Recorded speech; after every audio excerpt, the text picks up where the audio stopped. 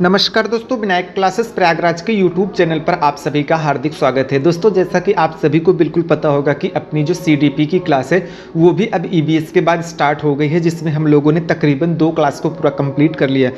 आज दोस्तों आपका तीसरे नंबर का क्लास है और बहुत ही इंपॉर्टेंट क्लास है, क्योंकि आज की इस क्लास में हम लोग मनोविज्ञान के प्रमुख संप्रदाय के बारे में पढ़ने वाले हैं, क्योंकि यहाँ इस सेक्शन से आपके बहुत सारे क्वेश्चन आपके सीटेट एग्जाम में देखने को मिल जाते हैं।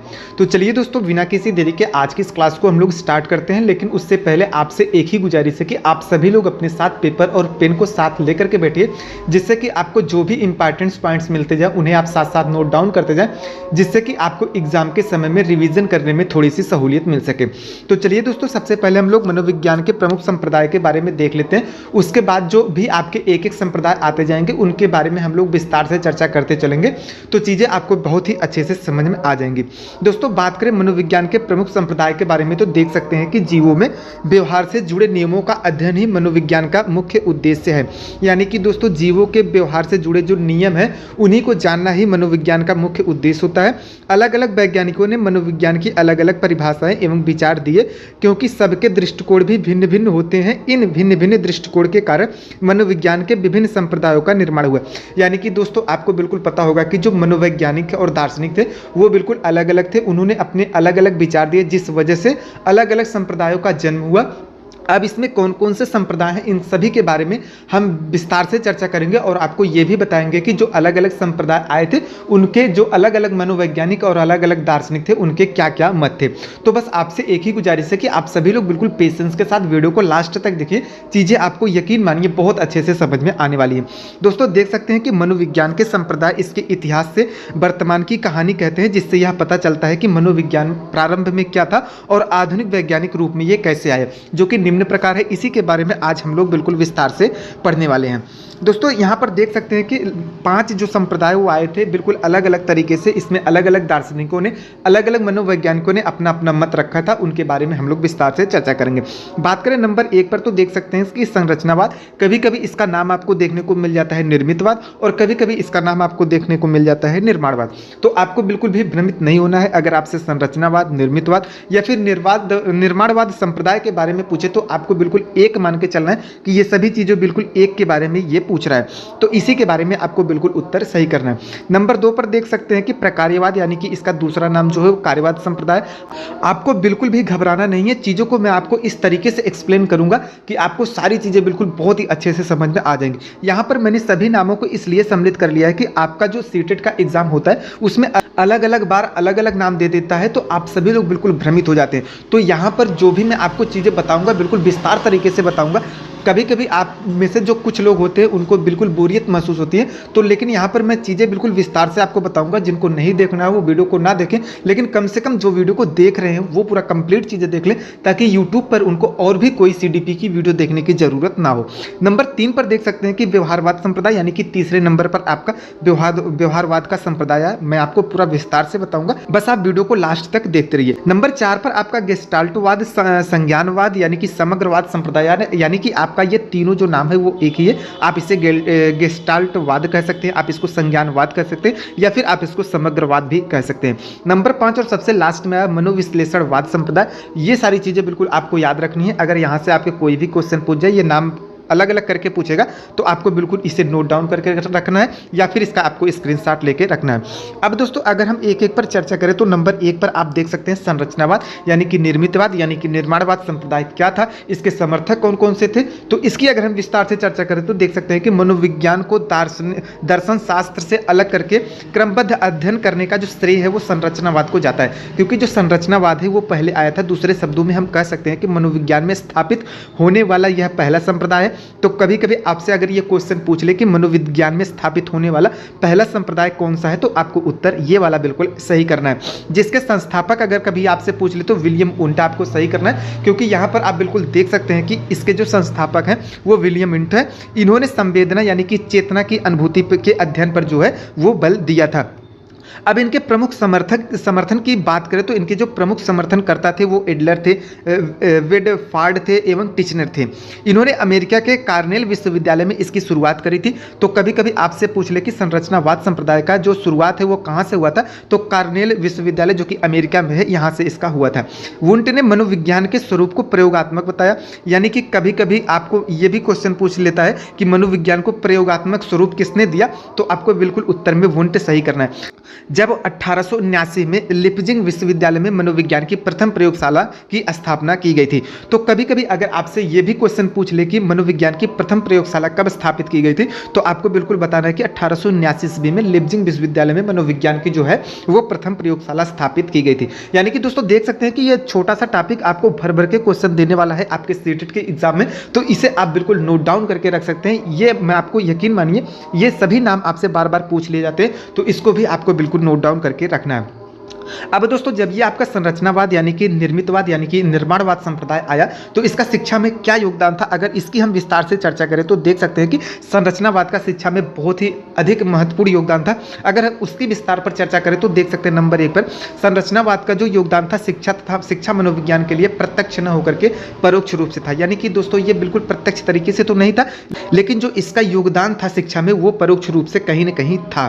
तो अगर इसके बाद हम इसकी विस्तार से चर्चा करें तो देख सकते हैं कि संरचनावाद ने सर्वप्रथम मनोविज्ञान को दर्शन शास्त्र से अलग करके इसके स्वरूप को प्रयोगात्मक बनाया था, जैसा कि मैंने आपको बिल्कुल बता दिया, जिससे मनोविज्ञान की हर शाखा जिसमें कि शिक्षा मनोविज्ञान भी शामिल था का स्वरूप प्रयोगात्मक हो गया। यानी कि दोस्तों जब इसको दर्शन शास्त्र से अलग करके प्रयोगात्मक बनाया गया तो जो मनोविज्ञान के अंतर्गत आपके शिक्षा मनोविज्ञान या फिर जो अलग अलग आपके मनोविज्ञान में भाग आते हैं उन सभी की मैं आपको आगे बताऊंगा कि जो मनोविज्ञान के कितने भाग होते हैं, उसमें से एक आपका शिक्षा मनोविज्ञान होता है, उसके भी स्वरूप को इसने प्रायोगिक बना दिया था। यानी कि ये भी बिल्कुल प्रयोग पर आधारित हो गया था। नंबर 2 पर देख सकते हैं कि मनोविज्ञान का जो स्वरूप है वो प्रयोगात्मक होने से शिक्षा की जो नई पद्धति के बारे में शिक्षकों को सोचने की चेतना आई। यानी कि दोस्तों इससे शिक्षकों के जो सोचने की क्षमता है वो बिल्कुल डेवलप हुई। यानी कि अंतः निरीक्षण विधि को प्रयोग शिक्षार्थी की मानसिक दशाओं जैसे कि ध्यान, सीखना, चिंतन आदि प्रक्रियाओं का अध्ययन करने में प्रारंभ कर दिया गया। यानी कि दोस्तों इसके माध्यम से जो शिक्षक थे वो बिल्कुल छात्रों के ध्यान को आकर्षित करते थे, उनको अच्छे तरीके से सिखाते थे, वो क्या चिंतन करते थे ये सारी चीजें बिल्कुल वो समझ सकते थे बहुत ही अच्छे तरीके से। अब दोस्तों वहीं पर आप लोग नंबर 3 पर देख सकते हैं कि शिक्षा में उन पाठ्यक्रमों को अधिक महत्व दिया जाने लगा जिससे कि शिक्षार्थियों के चिंतन, स्मरण, प्रत्यक्षण एवं ध्यान जैसी मानसिक क्रियाओं को समुचित विकास तथा उनका प्रयोगात्मक अध्ययन संभव। यानी कि दोस्तों इसके आने से जो आपकी शिक्षा थी वो कहीं ना कहीं बेहतरीन हो गई, क्योंकि यहाँ पर शिक्षार्थियों के जो चिंतन है, स्मरण है, प्रत्यक्षण और ध्यान जैसी जो मानसिक क्रिया हैं उन पर जो है कहीं ना कहीं ज़्यादा ये चीज़ें प्रयोगात्मक रूप से संभव हो सकी थी। तो दोस्तों अब उम्मीद करते हैं कि जो आपको संरचनावाद, निर्मितवाद यानी कि निर्माणवाद संप्रदाय है वो बहुत ही अच्छे से समझ में आ गया होगा और आप चीज़ों को नोट डाउन भी करके रख लिए होंगे। अगर आपको चीज़ें एक बार में समझ में नहीं आए तो आप इसको 2 बार 3 बार देखिए, चीजें आपको अच्छे से समझ में आ जाएंगी। अब वहीं पर दोस्तों नंबर 2 पर देख सकते हैं कि प्रकारवाद यानी कि कार्यवाद आया है संप्रदाय, जिसके बारे में अगर हम लोग विस्तार से चर्चा करें तो देख सकते हैं कि मनोविज्ञान में कार्यवाद एक ऐसा स्कूल या संप्रदाय है जिसकी उत्पत्ति जो है संरचनावाद के वर्णनात्मक तथा विश्लेषणात्मक उपागम के विरोध से हुआ था। यानी कि इसका जो जन्म हुआ था वो संरचनावाद के बाद हुआ था, जिसकी जो स्थापना है वो विलियम जेम्स के द्वारा की गई थी हार्वर्ड विश्वविद्यालय में। तो कभी कभी आपसे ये क्वेश्चन पूछ लेता है कि प्रकार्यवाद यानी कि कार्यवाद की स्थापना किसने की थी, तो आपको उत्तर में बिल्कुल विलियम जेम्स सही करना है। और अगर आपसे ये पूछ ले कि कहाँ पे की गई थी तो आपको बिल्कुल उत्तर में सही करना है कि अमेरिका के हार्वर्ड विश्वविद्यालय में की गई थी। परंतु इसका विकास जो है विलियम जेम्स के मुख्य जो समर्थक थे जैसे कि आपके जॉन डेवी हो गए, जेम्स आर एंजिल हो गए, इन्होंने शिकागो विश्वविद्यालय में किया था। तथा कोलंबिया विश्वविद्यालय में अगर हम बात करें तो ईएल थॉर्नडाइक एवं विलियम वुडवर्थ के योगदानों से हुई थी। तो यहाँ से आपके कई सारे क्वेश्चन बन जाते हैं कि जो इनके जो समर्थक कौन कौन से थे, इनके कौन कौन से समर्थक ने शिकागो विश्वविद्यालय में इसकी स्थापना की थी और किस समर्थक ने इनके कोलंबिया विश्वविद्यालय में की थी। तो आपको यहाँ से चीज़ें बिल्कुल नोट डाउन करके रखनी है। अगर यहाँ से आपके क्वेश्चन बन जाए तो आपको उत्तर बिल्कुल सही कर देना है। वहीं पर दोस्तों लास्ट में बात करें तो देख सकते हैं कि कार्यवाद जो है वो मुख्यतः प्रत्यक्षीकरण यानी कि नाम, व्याख्या और पहचान पर बल देती है, अर्थात चेतना के कार्यों यानी कि प्रभावों को समझने का प्रयास करती है। तो यहाँ से भी अगर आपसे क्वेश्चन पूछ ले कि प्रत्यक्षीकरण का अर्थ क्या होता है तो नाम, व्याख्या और पहचान होता है। अगर आपसे ये पूछ लेते कि कार्यवाद किस पर जोर देता है तो आपको उत्तर में बिल्कुल सही कर देना है कि यह प्रत्यक्षीकरण पर जोर देता है। ये आपसे कई बार क्वेश्चन पूछा गया, आप जो है सीटेट के पेपर को उठा के देख लीजिए, वहां पर आपको ये सारी चीज़ें देखने को मिल जाएंगी। परंतु यहाँ पर देख सकते हैं कि सन 1912 से 14 ईस्वी में इस पर विवाद हो, इसी कारण से 1913 ईस्वी में व्यवहार संप्रदायवाद की स्थापना हुई। यानी कि दोस्तों इसके बाद जो है व्यवहारवाद संप्रदाय की स्थापना हो गई थी, उसके बारे में भी हम लोग चर्चा करेंगे। लेकिन उससे पहले अगर हम देख लें कि जो कार्यवाद था इसका शिक्षा में क्या योगदान था, क्योंकि यहाँ से भी आपके कई सारे क्वेश्चन बन जाते हैं। बात करें दोस्तों कार्यवाद का शिक्षा में योगदान से, तो देख सकते हैं कि नंबर 1 पर कार्यवाद में मानव व्यवहार को मूलतः अनुकूली और लक्ष्यपूर्ण बताया गया था। अतः स्कूलों को प्रमुख लक्ष्य बच्चों को समाज में समायोजित करना होना चाहिए। सीखने की प्रक्रिया में वातावरण की महत्ता पर बल दिया गया। अतः अध्यापकों को यह प्रयास होना चाहिए कि विद्यार्थियों को स्वस्थ वातावरण प्रदान किया जाए जो कि उनके सीखने की प्रक्रिया को प्रेरित करे। यानी कि दोस्तों कार्यवाद से शिक्षा में योगदान ये मिला कि शिक्षकों को ये समझना चाहिए कि जो उनके विद्यार्थी हैं, जो उनके छात्र हैं, उनको ऐसा वातावरण प्रदान करे, ऐसा स्वस्थ वातावरण प्रदान करे जिससे कि वो चीज़ों को अच्छे तरीके से सीख सके। वहीं पर दोस्तों नंबर 2 पर देख सकते हैं कि इस विचारधारा ने पहले से चले आ रहे सैद्धांतिक प्रयत्नों जो कि पाठ्यक्रम के अंग थे में क्रांतिकारी बदलाव लाए। यानी कि स्कूल जो है पाठ्यक्रम में करके सीखने पर बल दिया जाने लगा। यानी कि दोस्तों जो पाठ्यक्रम में था उनको रटाया बिल्कुल जाता था, लेकिन अब ये रटने वाली जो शिक्षा पद्धति थी उसको इस संप्रदायवाद के तहत जो है बिल्कुल समाप्त किया गया और लर्निंग बाय डूइंग यानी कि सीखने पर बल दिया गया कि बच्चे जो है वो करके सीखे। किसी भी चीज़ों को अगर मान लीजिए बच्चे करके सीखते हैं तो वो ज़्यादा चीज़ें उनको समझ में आती हैं, जैसा कि आपको बिल्कुल पता है। वहीं पर दोस्तों नंबर 3 पर बात करें तो देख सकते हैं कि शिक्षार्थियों की जो क्षमता में वैकल्पिक भिन्नता पर बल डाला गया। यानी कि दोस्तों अलग अलग विद्यार्थियों को अलग अलग तरीके से देखा गया कि वो किस तरीके से कैसे चीज़ों को सीख सकते हैं। अगले नंबर पर बात करें तो देख सकते हैं कि कार्यवाद में अलग अलग आयु स्तरों के बच्चों को आवश्यकताएं भिन्न भिन्न होती हैं, इस बात पर बल दिया गया। यानी कि दोस्तों इस संप्रदाय से ये सीखने को मिला कि जो अलग अलग आयु के बच्चे हैं उनकी अलग अलग सीखने की क्षमताएं होती हैं, तो जिसकी जैसी भी क्षमता होती है उसको उसी के अनुरूप सिखाया जाता है। आगे नंबर पर बात करें तो देख सकते हैं कि कार्यवाद ने शिक्षा में उपयोगिता का सिद्धांत को जन्म दिया। इससे सीखने की प्रक्रिया में बालक की महत्ता पर बल दिया। पाठ्यक्रम में केवल उन्हीं विषयों को सम्मिलित करना चाहिए जिसकी समाज में उपयोगिता है। यानी कि दोस्तों आपके पाठ्यक्रम में ऐसी वैसी चीज़ें न भरी जाए जिससे कि बालक का कोई भी लाभ ना हो। अर्थात हम कह सकते हैं कि जो समाज में उपयोगी चीज़ें हैं उन्हीं को बिल्कुल पाठ्यक्रम में सम्मिलित किया जाए और बच्चों को बिल्कुल जोर दिया जाए कि वो करके चीज़ों को अच्छे तरीके से सीख लें। वहीं पर दोस्तों अगले नंबर पर बात करें तो देख सकते हैं कि इस स्कूल ने शिक्षा में वैज्ञानिक जानकारी पर प्रभाव डाला। साथ ही शिक्षण व सीखने के लिए नई विधियां जैसे कि कार्यक्रमित सीखना जैसे शिक्षण विधि को विकसित करना। यानी कि दोस्तों प्रोग्राम्ड लर्निंग के तहत यहाँ पर चीज़ों को सिखाने पर बिल्कुल बच्चों को जोर दिया जाने लगा। यानी कि बच्चे करके सीखें और कार्यक्रमित तरीके से बिल्कुल सीखें ताकि ज़्यादा से ज़्यादा बच्चों को सीख सकें और वैज्ञानिक ढंग से बच्चों को सिखाया जाने लगा। तो इस कार्यवाद के यानी कि इस संप्रदाय से आपको ये सारी चीज़ें बिल्कुल देखने को मिल गई। वहीं पर दोस्तों अगर अगले नंबर पर बात करें तो देख सकते हैं कि कार्यवाद में विशेष करके थॉर्नडाइक ने इस बात पर बल दिया कि शिक्षक को अध्यापक कार्य करने से पहले शैक्षिक उद्देश्यों को परिभाषित कर लेना चाहिए, तभी शिक्षकों के व्यवहार में परिवर्तन ला सकते हैं। यानी कि दोस्तों ये जो थॉर्नडाइक साहब थे इन्होंने बताया कि अगर कोई भी शिक्षक अपने विद्यार्थी के व्यवहार में परिवर्तन लाना चाहता है तो उसको शिक्षा देने से पहले उसके शैक्षिक उद्देश्यों को परिभाषित कर लेना चाहिए, यानी कि उसको समझ लेना चाहिए, तभी जो है वो शिक्षार्थी के व्यवहार में परिवर्तन ला सकता है। अदरवाइज वो शिक्षार्थी के व्यवहार में परिवर्तन नहीं ला सकता है। वहीं पर दोस्तों देख सकते हैं कि अर्थात शिक्षकों को उन परिस्थितियों पर अधिक बल डालना चाहिए जो आम जीवन में अक्सर देखे जाते हैं तथा उन अनुक्रियाओं पर बल डालना चाहिए। यानी कि दोस्तों इस लाइन से हम ये कह सकते हैं कि जो शिक्षक है उनको बिल्कुल करके सीखने पर जोर देना चाहिए और बच्चों को चीज़ें बिल्कुल उनके आसपास से जुड़ी जो भी हैं उससे रिलेट करके चीज़ों को बताना चाहिए, तभी जो है बच्चे अच्छे से समझ सकते हैं। अब अगर हम लोग अगले संप्रदाय की चर्चा करें तो देख सकते हैं आपका नंबर 3 पर आ जाता है व्यवहारवाद संप्रदाय। यानी कि दोस्तों ये संप्रदाय आपका CTET exam point of view से बहुत ही इंपॉर्टेंट है, यहाँ से बहुत सारे आपके क्वेश्चन बन जाते हैं।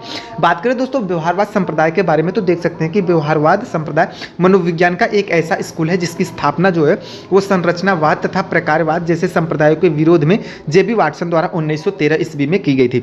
तो कभी कभी जब आपसे ये क्वेश्चन पूछ ले कि संरचनावाद तथा कार्यवाद संप्रदाय के बाद किस संप्रदाय का जन्म हुआ था, तो आपको उत्तर में बिल्कुल सही करना है कि व्यवहारवाद का जन्म हुआ था। इसको किसने किया था, तो आपको बिल्कुल उत्तर में सही करना है कि इसकी स्थापना जो है वो जेबी वाटसन द्वारा 1913 ईस्वी में की गई थी। अगर इनके मुख्य समर्थक की बात कभी आपसे पूछ ले तो आपको उत्तर में बिल्कुल सही करना है कि व्यवहारवाद के जो मुख्य समर्थक थे वो बीएफ स्किनर साहब थे, पीएल पाउलोस साहब थे और सीएल हल साहब थे। तो ये 3 समर्थन करता थे इनके वो आपसे बार बार क्वेश्चन में पूछ लिए जाते हैं। बात करें दोस्तों अगले नंबर पर देख सकते हैं तो वाटसन के अनुसार जो है मनोविज्ञान एक वस्तुनिष्ठ और प्रयोगात्मक विज्ञान है।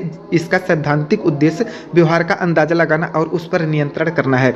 यानी कि व्यवहारवाद चेतना का विज्ञान न होकर के अब व्यवहार का विज्ञान हो गया।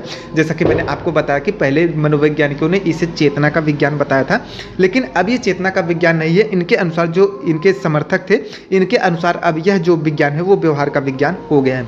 अगर हम इसके शिक्षा में योगदान की चर्चा करें तो देख सकते हैं कि व्यवहारवाद का शिक्षा में बहुत ही योगदान है। अगर नंबर 1 पर चर्चा करें तो देख सकते हैं कि व्यवहारवाद में जो विधियां व तकनीक प्रदान की उससे बच्चों के व्यवहार को समझने में काफ़ी मदद मिली। यानी कि दोस्तों व्यवहारवाद संप्रदाय एक ऐसी तकनीकी प्रदान की, एक ऐसी विधि प्रदान की जिससे कि जो शिक्षक हैं वो बच्चों के व्यवहार को समझने में काफ़ी सहूलियत महसूस करते हैं। यानी कि उनके व्यवहार को पढ़ करके समझ जाते हैं कि बच्चे हमसे क्या चाहते हैं, वो कैसे सीखना चाहते हैं, तो शिक्षक उसी के अनुरूप बच्चों को अच्छे तरीके से सिखाते हैं। अगले नंबर पर देख सकते हैं कि सीखने और प्रेरणा के क्षेत्र में व्यवहारवाद ने जो विचार प्रस्तुत किए वे अंततः महत्वपूर्ण हैं। यानी कि सीखने और प्रेरणा के क्षेत्र में भी इनका बहुत ही योगदान है। तो कहीं ना कहीं बच्चे कैसे सीखते हैं ये सारी चीज़ें बिल्कुल शिक्षकों को पता चल जाती है और वो उसी के अनुरूप शिक्षकों को सिखाते हैं। नंबर 3 पर देख सकते हैं कि बच्चों के संवेगों का प्रयोगात्मक अध्ययन करके व्यवहारवादी मनोवैज्ञानिक ने इसके संवेगात्मक व्यवहार को समझने का ज्ञान प्रदान किया। यानी कि दोस्तों बच्चों के जो संवेग होते हैं उनको कैसे शिक्षक समझे, ये सारी चीज़ें आपको इसमें देखने को मिल जाती हैं। आगे नंबर पर बात करें तो देख सकते हैं कि व्यवहारवाद ने मानव व्यवहार पर वातावरणीय कारकों की भूमिका पर विशेष जोर दिया। वाटसन ने पर्यावरणीय कारकों को बच्चों के व्यक्तित्व विकास में काफ़ी महत्वपूर्ण बताया। वाटसन का यह कथन है कि यदि उन्हें 1 दर्जन भी स्वस्थ बच्चे दिए जाते हैं तो उन्हें चाहे तो डॉक्टर, इंजीनियर, कलाकार या भिखारी कुछ भी उचित वातावरण प्रदान करके बना सकते हैं। ने वातावरण की भूमिका पर प्रकाश डाला।